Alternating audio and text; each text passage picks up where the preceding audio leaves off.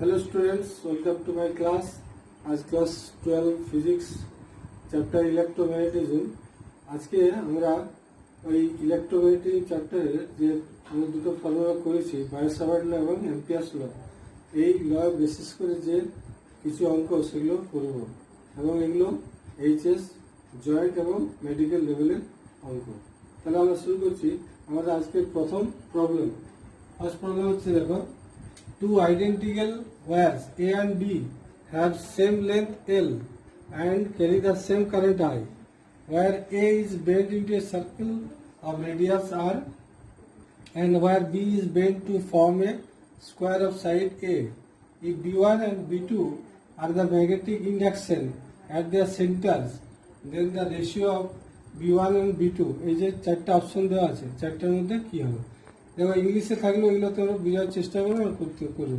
এই যে magnetic induction মানে সেটা হচ্ছে ম্যাগনেটিক ফিল্ড, যেটা সেটা তাহলে দেখো কোশ্চেনটা কি হচ্ছে, দুটো তার, একটা এ একটা বি, দুটোর টোটাল লেন্থ হচ্ছে এল, ক্যাপিটাল এল, এটার টোটাল লেন্থ ক্যাপিটাল এল, এটার টোটাল লেন্থ ক্যাপিটাল।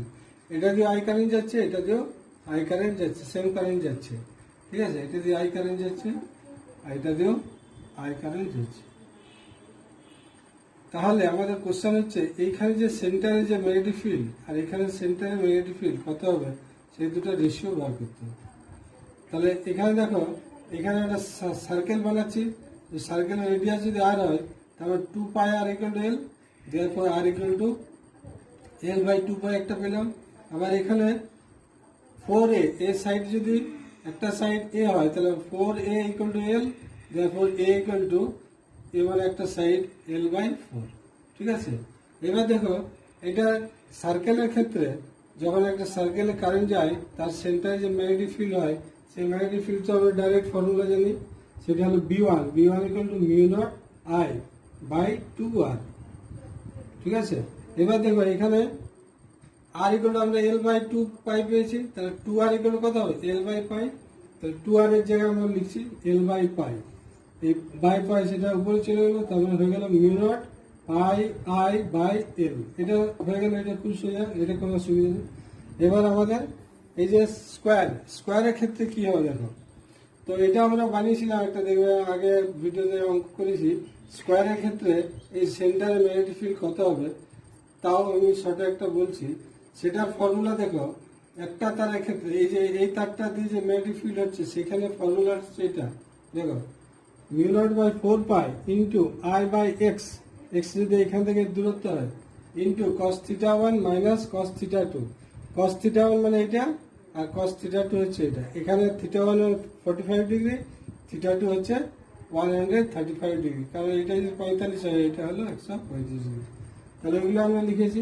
এবার দেখো, এই তারে যত হবে, এই তারও তত হবে, এই তারও একই হবে এবং একই ডিরেকশনে, সেই জন্য টোটাল ম্যাগনেটিক ফিল্ড 4 দিয়ে গুণ হয়ে যাবে। তাহলে টোটাল ম্যাগনেটিক ফিল্ড সেন্টারে 4 ইন্টু এটা হলো, ঠিক আছে?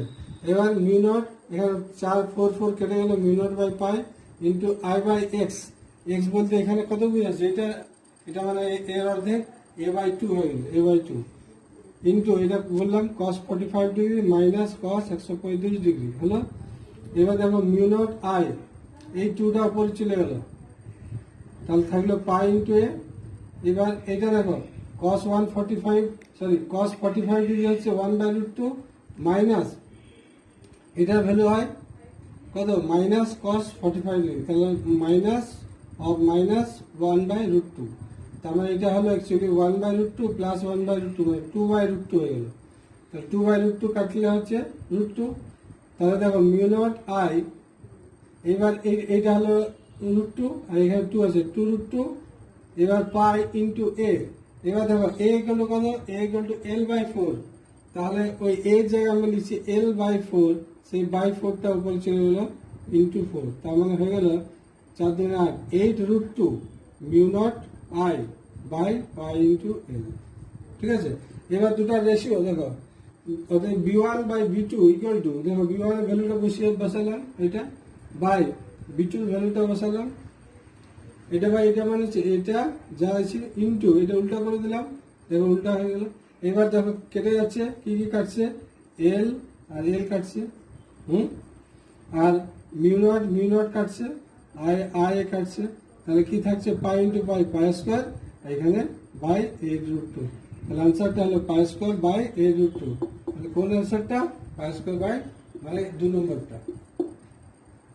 Second problem, a long straight wire of radius A carries a steady current I, which is uniformly distributed across its cross section. The ratio of the magnetic field at A by 2 and 2A is, এখানে 4টা option আছে, এই 4টার মধ্যে কোনটা হবে সেটা বলুন। এটা এমস এ 2008 এসেছিল, আর আগের কোশ্চেনটা মেডিকেল এসেছিল। তাহলে দেখো আমি একটা ছবি আঁকে দিয়েছি।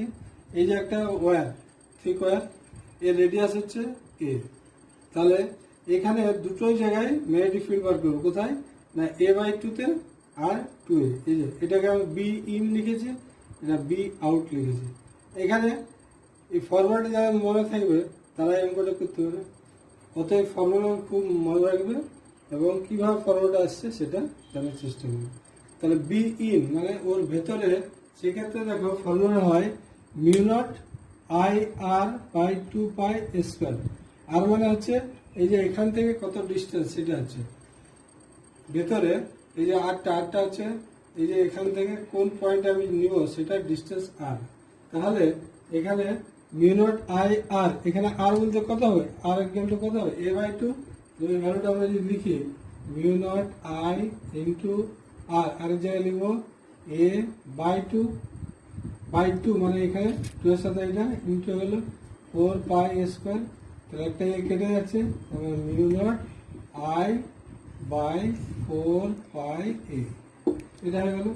এবার বি আউট মানে বাইরে ম্যাগনেটিক ক্ষেত্রে ফর্মুলা কি ছিল, mu nought I by 2 pi R is equal to, তাহলে কি হবে mu nought I by 2 pi into R, এখানে আর বলতে কত 2A, তাহলে into 2A, so equal to কত হবে মিউ নট আই বাই কত 4 পাই এ।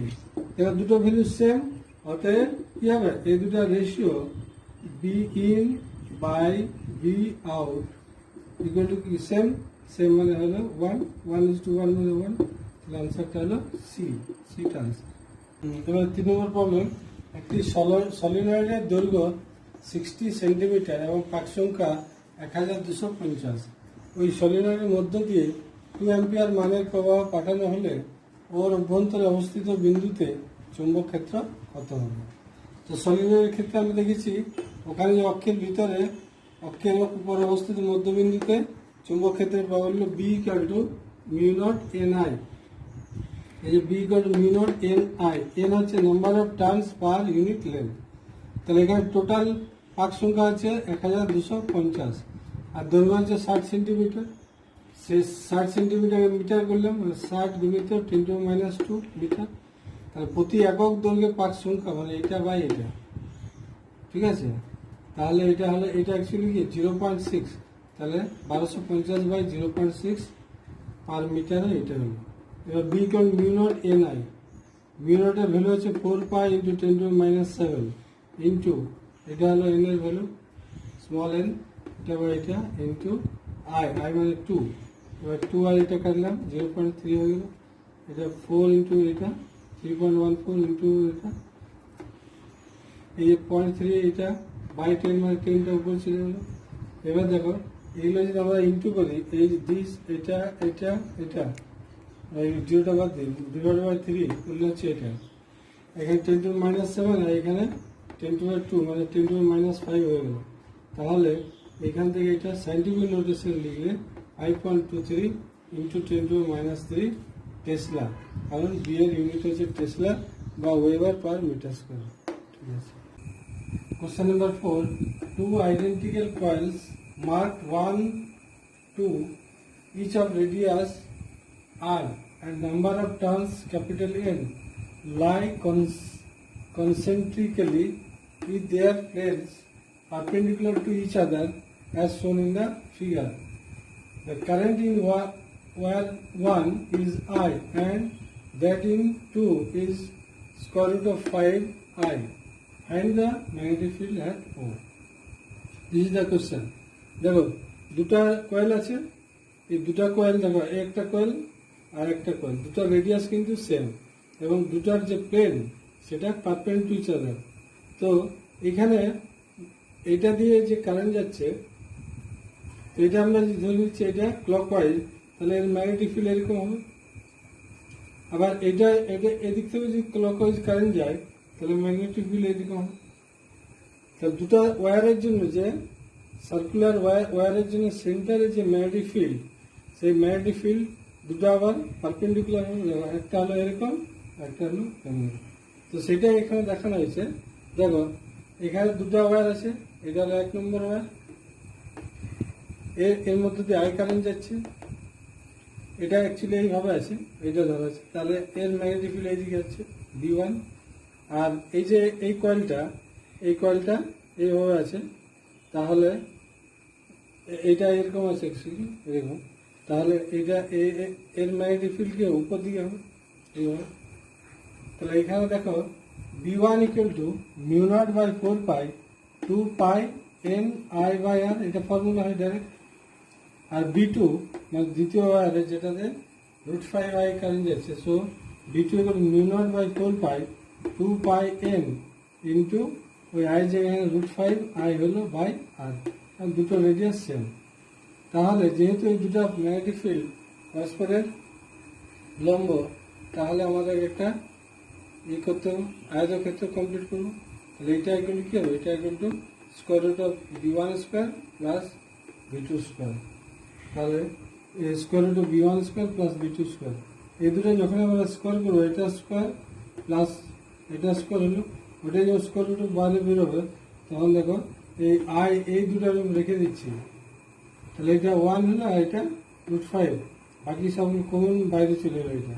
তাহলে থাকলে square root of 1 square plus √5 whole square, মানে এটা কত হবে, এটা কেটে গেল 2, μ0 NI/R, আর এটা হলো √6, তাহলে এটা হলো ফর্মুলাটা √6 μ0 NI/2R।